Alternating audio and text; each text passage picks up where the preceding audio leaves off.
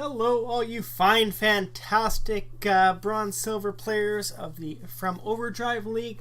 My name is Mistress Alawi, and I have compiled the unofficial positional power rankings before Week 6 in our league. Just some kind of initial facts and thoughts. People were sorted from 6 to 1. So 6 was the best that they felt in that particular position. 1 would be the weakest. I myself explicitly did not include myself in my role, which is primarily support, because I wanted it to be unbiased. And I wanted that perception for this to be balanced and fair. As such, we also took 5 different teams' opinions. We had representatives from 5 different teams contributing to this. So hopefully that provides an interesting and fascinating perspective on how people view players in our league. Substitutes were put in a particular area. So people like, as an example, Archie or Z-Wills, who have played about half of the games in the league, were counted in there. People who've only played 1 or 2 or not labeled as a starter were not included simply because they did not have enough evidence for us to provide a proper ranking for them. When this began, we had some instability kind of in a multiple positions for teams, Land Sharks as well as Classic. So in general, those have not been assigned a player. Naturally, during this point and while this positional power rankings was started, Land Sharks picked up a new top laner. If and when we do playoff power rankings, they will be placed in that area. As such, it's just Land Sharks top laner rather than a particular player at this point. After we do each position and the substitutes, we had people rank their top 5 players in no particular order. So if you had 5 votes, again, give me 5 players, not first to 5th or anything along those lines. So the people were asked to rate on however they felt or saw fit. So some people again looked at stats and KDA. Some people just felt opinion based. So it's entirely subjective on the players surveyed. It is not necessarily grounded, quote, in facts or stats per se. So without any further ado, even though I like plenty of ado, let's get this started. When it comes to top lane, we have 2 individuals who stood out in regards to rankings, and those were Evil Gambit and Tristan. Both very, very close. Easily could see people flip-flopping them when it comes to the next set of power rankings. Evil Gambit placed high for good reason. Their CS numbers are impressive. They just simply do not seem to die in lane. Strong laner has an impact on game, which is different from the public perception of top laners. This split according to kind of the surveys and where a number of people tossed their top 5 votes. They've shown ability on both carry and tank top laners, which seems to make them, or at least the perception, that they're the most versatile in the eyes of the league. Some criticism is that they appear to perhaps be more split push than team oriented.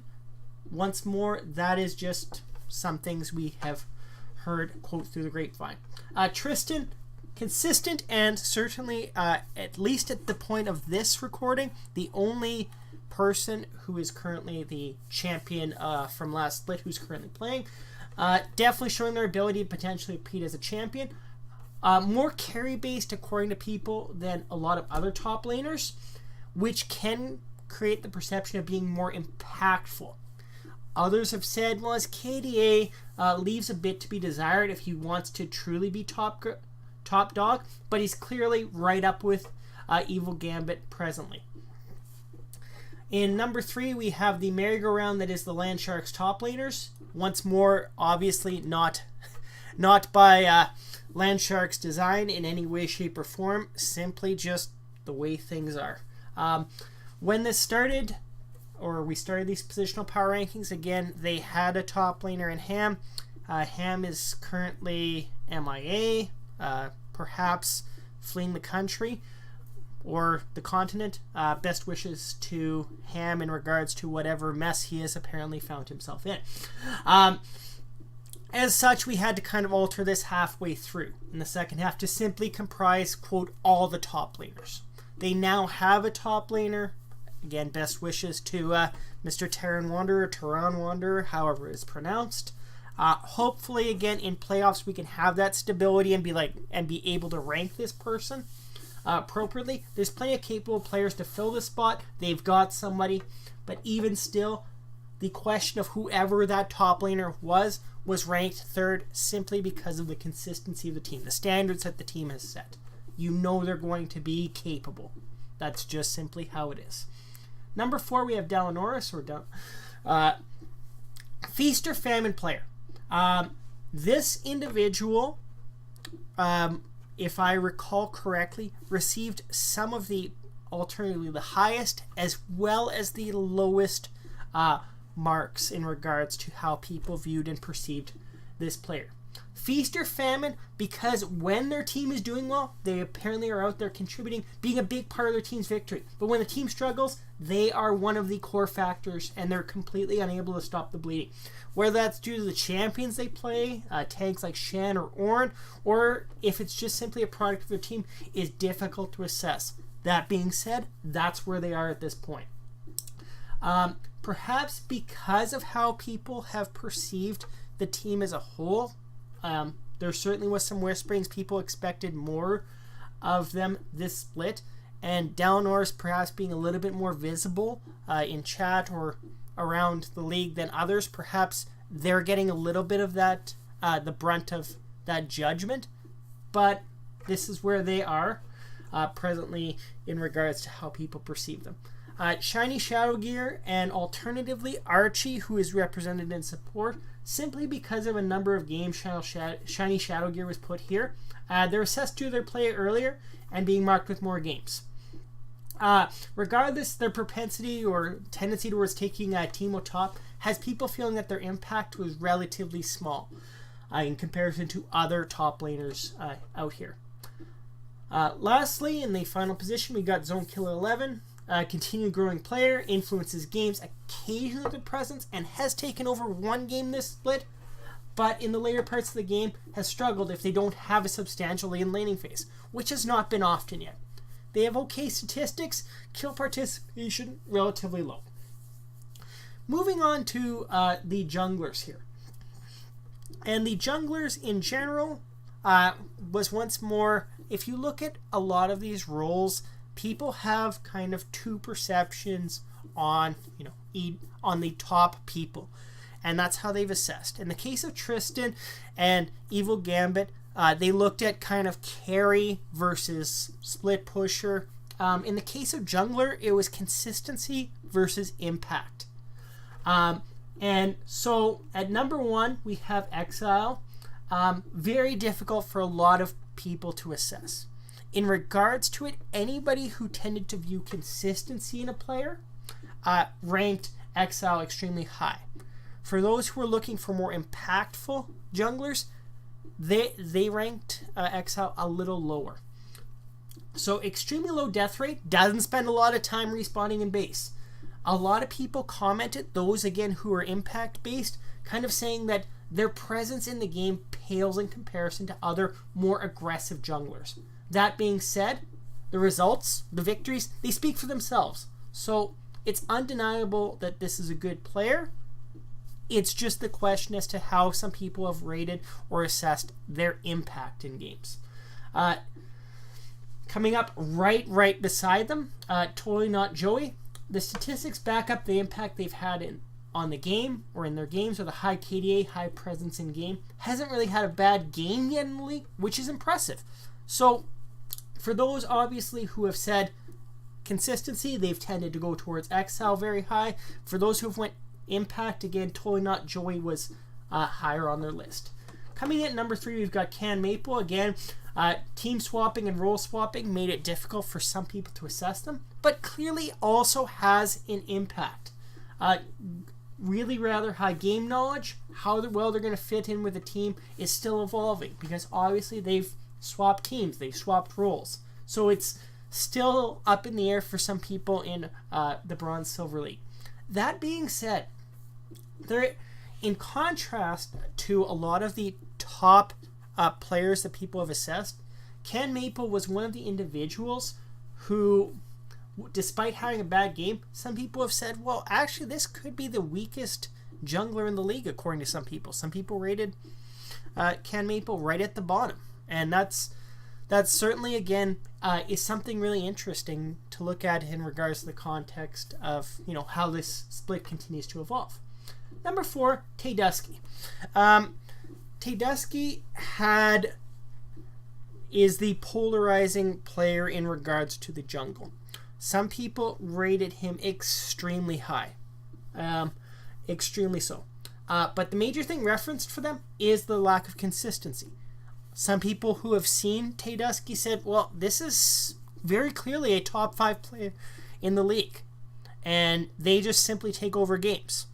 On the flip side, other people have looked at, particular games and said, well, they really were a major detriment to their team. They were taken out of the game. And so people remember the great showings. People also especially remember the poor showings. And so the memory in regards to this Tedusky leaves is substantial, one way or the other. They clearly have the ability to mention with the top junglers in the league. Some people believe they are. So that's a true testament to the ability of this particular player. That being said, again, they also find themselves kind of in this second tier with Ken Maple. The last two, again, we've got My Ash is Trash. A lot of people look at an Amumu game they played last split as a declaration to the league. Epitomizes the concept of their team, which is creating a bloodbath, but oftentimes leads to their own blood being spilled. One of the simplest or harshest comments in regards to anyone that was referred or discussed in the league is that they struggle in the jungle. Enough said. In the final position, it was whoever Classic has as a jungler. They've had frequent E-subs. People, when they've assessed, have largely said, well, we're still looking for somebody perhaps who has an impact, but it's a wild card situation. So if they have somebody impactful, obviously there is that ability to kind of surprise people. But thus far, or in the split, people have kind of felt that there hasn't been that same level of impact. So again, that's the case of the junglers. When we're looking at mid lane, mid lane is a really interesting beast for how people have assessed.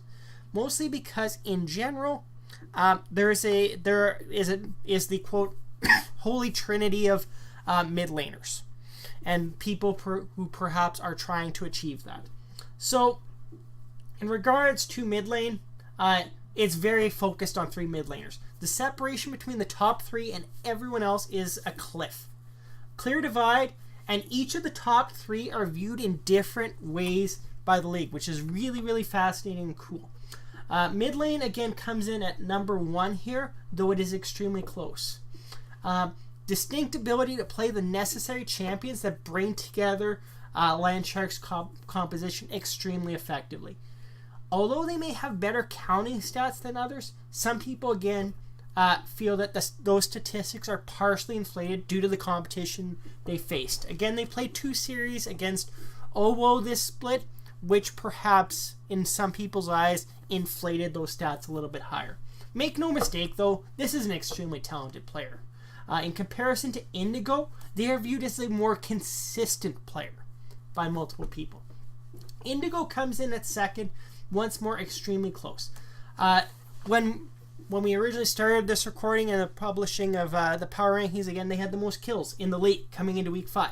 There's no doubt they know how to go for the kill. There's no doubt the game knowledge is there and they're an effective player. Don't be deceived by a comparably higher number of deaths. They've taken part in every game. So their average deaths per game is still middle of the pack, and they do play melee style mids at times, which can, make them have a higher chance of, dying. That being said, some people say that when Indigo is thrown off their game, they don't change their mindset for better or worse. which can lead to some of those games on melee mids that are less than desirable.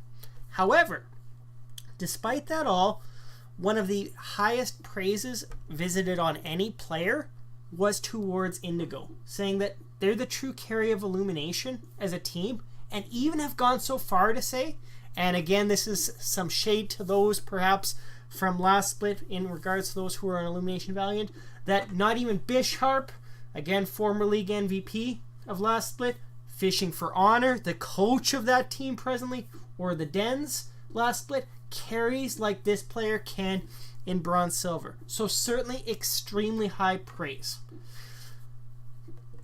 Number 3, we got IPY 5. Fascinating player. The general perception that a lot of people perhaps have of Minior, aka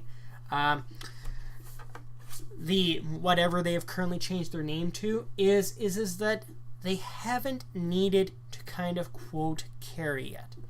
And IPY kind of gets a little bit of this in regards to their rankings. People felt they haven't had to carry the game in the same fashion that perhaps the other two top laners have had to, but it hasn't been necessary yet. The team hasn't had to hop on IPY's back. A smaller sample size as well, because they came in a couple weeks into the split, might be working against them, but could also mean people might underestimate their presence in the later part of the split and playoffs. So certainly those 3, and then the remaining 3. As we approach one of the major wild cards of the entire positional power rankings, Barack Obama. If anyone has the ability to challenge the group of mid laners that occupy top spots on the list, it's likely this player. The only thing holding them back is a lack of counting stats in the league, but their rank stats are daunting. Without a doubt, if they remain biggest and brightest wild cards in the remaining part of the split and playoffs. Coming in at number 5, we got Colonel Cannon. In contrast to the other mid laners talked about here, they're one that's distinctly highlighted as a tier below presently by a number of people. Numbers show an ability to have an impact on a game, but until there's more substantial performances, the simple amount of evidence for the others leaves them in this position. In last position, we have SSJ Tigersec. Their KDA is what's highlighted more frequently to have them in this position. OWO has a tendency to rotate people around in their roster, and as such, Tigersec was put here despite perhaps Mystic Pink having more games there. The lack of stability in the organization makes it difficult to assess them. So perhaps again it's just simply the product they're put in. Seems to be far beneath the others presently, but there's also nowhere to go but up. Moving on to the bot lane in particular, the AD carries. Certainly a very, very fascinating study in regards to how people look at AD carries and the role that they're supposed to have. Again, we have consistency versus carry from mid laners. In the case of AD carries, perhaps we have, individuals who can take over a game versus people who are extremely stable. So again, that consistency versus carry once more. AD carry bot laner. Again, number 1, we have Warning Shot. Has still only ever died 5 times in any game in the series, shown an ability to function on a high level on multiple AD carries. In short, perception is you basically cannot properly ban this person out. A lot of people, essentially everyone who had mentioned something, compared Warning Shot to other AD carries. So can this person may be able to stand up to Warning Shot. Warning Shot's a little bit better than this person. That every single person in regards to this kind of judged Warning Shot perhaps as the gold standard. Some detriments because they're such a visible player. Obviously, Warning Shot's right up here is one of the longest ones of anybody in the positional power rankings. People have said perhaps that Warning Shot tends to prioritize their own KDA over team fights in some cases. Some people, obviously, others have said that their placement is this high simply because of elo sitting. Once more, not my own opinion. There's no denying the talent, though. Any team wanting to win it all this split should expect to have to go through Warning Shot and the Land Sharks.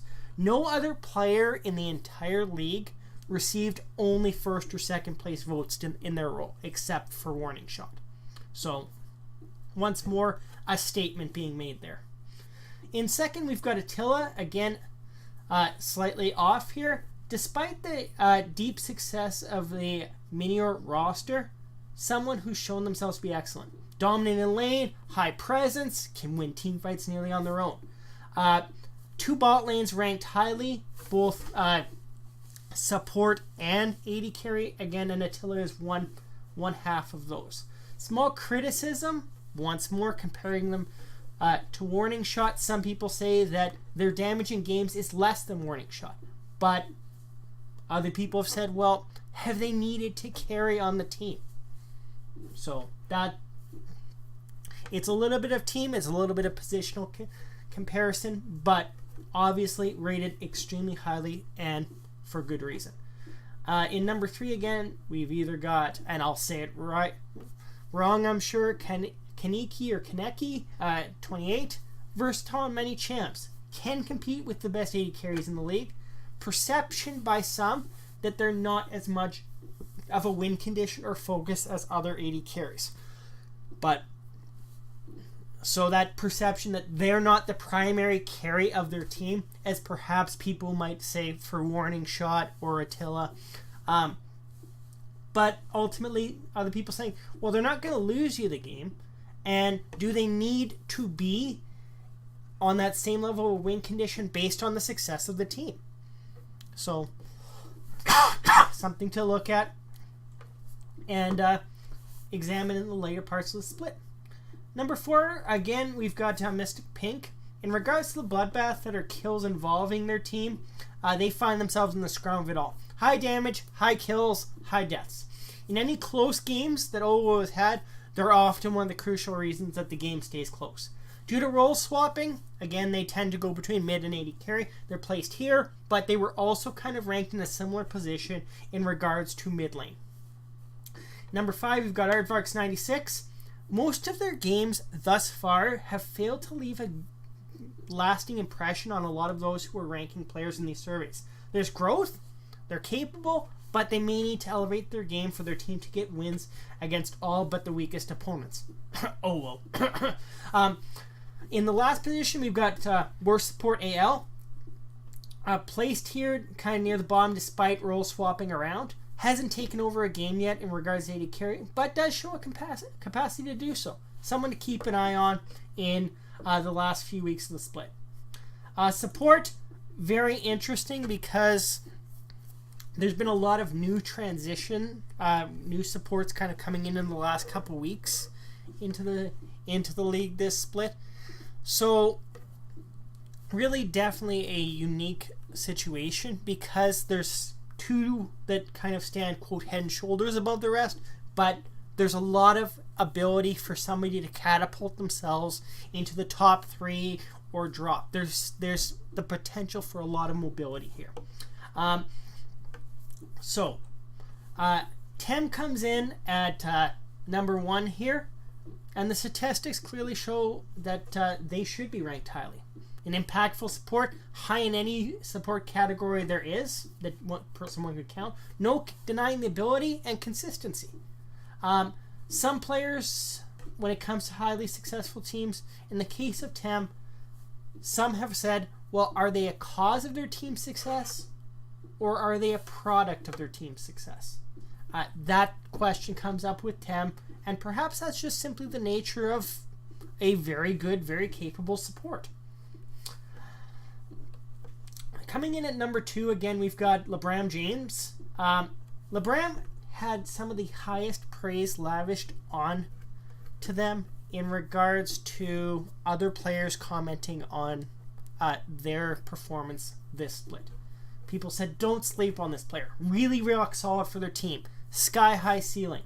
Phenomenal support. Leader for their team.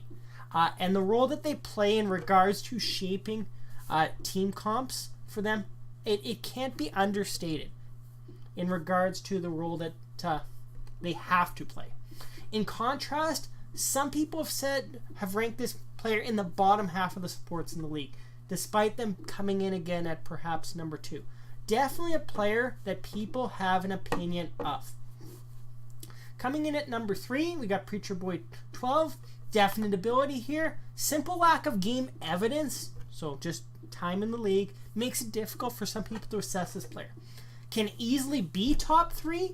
Here, when we get to playoffs power rankings, it's there for the taking. Coming in at number 4, right alongside them is I Play Support, listed currently as the starting support for Illumination Valiant. Extremely impressive in their games played. Someone that people heard through the grapevine could be the key piece of the puzzle for this team to win it all. Similar with what's being discussed with kind of this next tier of supports, can easily find themselves in the discussion of the top supports in this league. I'm sure BNRSQD stands for something, but again, Miguel BNRSQD falls in here in the number 5 spot. Very effective, capable tank support player based on what others have said. They're able to compare to many of the supports above them, but whether it's their champion pool because of what they've generally played or the results of their team, they find themselves in the middle of the pack here in this kind of second tier with a chance to prove themselves. Can be top 3. People just want to see them mesh with the team, come into the room. In the last position here, again, we've got Captain Complicated. Whether on support or AD carry, they were found themselves in this position. Their impact has largely been noticed in contributing to the team rather than taking on a more substantial role. Clearly growing as a player, showing flexibility, progressions there. It'll be interesting to see them kind of continue to grow. Moving on to the last areas, again, we've got the substitute players. Again, those who have played multiple games and currently had, when we started this, a position on the team.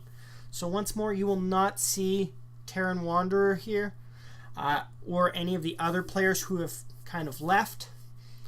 When they get more, obviously they could be included in the starter or substitute areas for playoff power ranking, positional power rankings.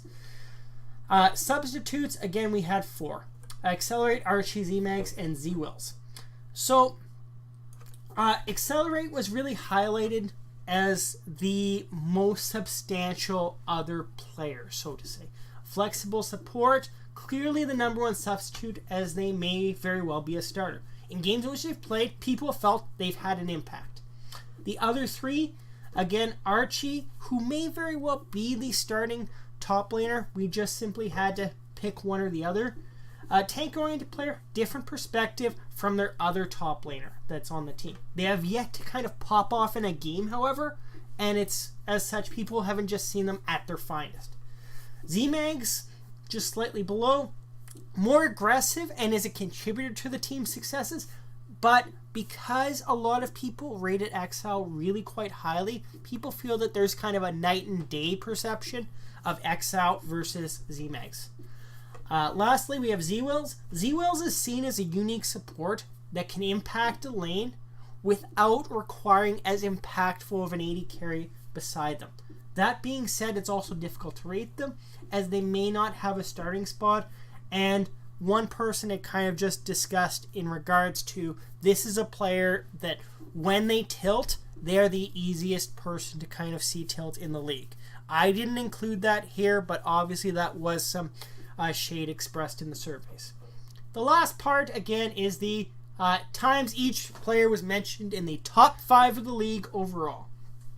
Once more, just to remind you, each person surveyed was given 5 votes to be ranked in no particular order. And so here are, again, the amount of times each particular player was mentioned. In 5, we have 3 individuals who were nominated to the top 5 on 5 different ballots. Indigo, Warning Shot, and Mid Lane. Coming in at 3, so just 3 people mentioning on each of these ballots. So again, just another step below, we had LeBram James, Evil Gambit, and IPY5. Number 2, we had 3 individuals. Tem, Me, because I allowed myself to potentially be listed here. Some people had insisted on it, so here it is. And Attila at 2. Another group of people, again, received 1 vote. That's Tristan, Tedusky, Kaneki, or Kaneki. Barack Obama received 1, and Exile received 1. So, once more, kind of breaking it down into kind of a positional top 5, just to look at the vitality of the league. We had, in regards to the top lane, Tristan and Evil Gambit mentioned. In regards to junglers, for the most part, again, we only had 2, both receiving 1 vote there, Tedusky and Exile. Mid lane, we had 4 of them mentioned. We had Indigo and mid lane with some of the highest votes in the entire league, along with IPY receiving 3 and Barack Obama receiving 1. AD carry, pretty distinctly. Warning Shot, again, tied for the most votes in top 5 in the ballots for the league. We also had Attila mentioned and Kaneki or Kaneki mentioned once. Lastly, supports, again, Labram, Tem, and me were each mentioned multiple times. So again, really quite interesting. A lot of stuff here, a lot of uncertainty in regards to whether that be positions and in regards to kind of some roles. Hopefully we're able to do a playoffs positional power rankings, see kind of what has changed. Again, I hope you've enjoyed. I hope, again, there's some, a little bit of spice or a little bit of salt. This is Mistress Alawi signing off, and peace.